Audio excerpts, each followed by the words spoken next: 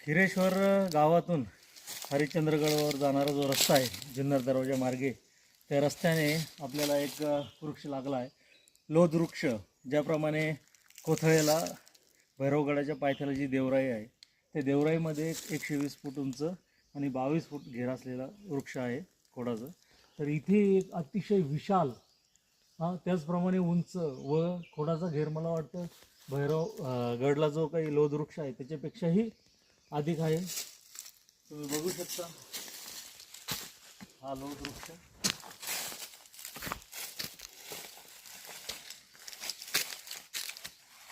यावरनं तुम्हाला एक अंदाज येईल.